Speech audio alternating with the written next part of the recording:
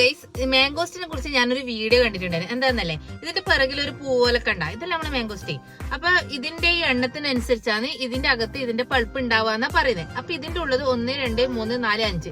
ഇത് 5 ഉള്ളതും പിന്നെ ഇത് 1, 2, 3, 4, 5, 6 ഉള്ളതാണ് ഞാൻ എടുത്തിട്ടുള്ളത്. അപ്പൊ ഇത് നമുക്ക് മുറിച്ചു നോക്കാം. ആദ്യം 5 ഉള്ളത് നമുക്കൊന്ന് മുറിച്ചു നോക്കാം. അതിന്റെ ഉള്ളില് 5 തന്നെയാണോ ഈ പറയുന്ന പോലെ ശരി തന്നെയാണോ നോക്കി നോക്കേ.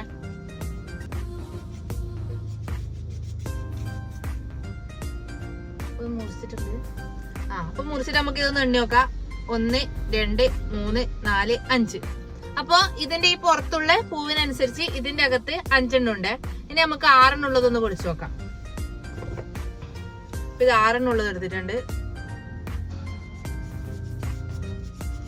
കത്തിക്ക് മുറിച്ചും ഇത് മുറിച്ച് അതിന് ഇതൊന്ന് എണ്ണി നോക്കേ.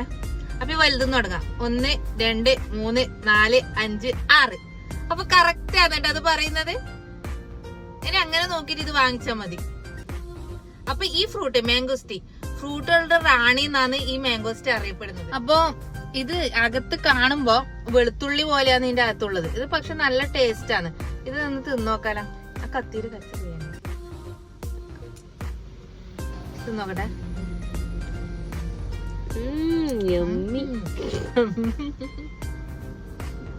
ഞാൻ തിന്നുന്ന പോലെ എക്സ്പ്രഷൻ ഇടുന്നേ. അതാ അടിപൊളി.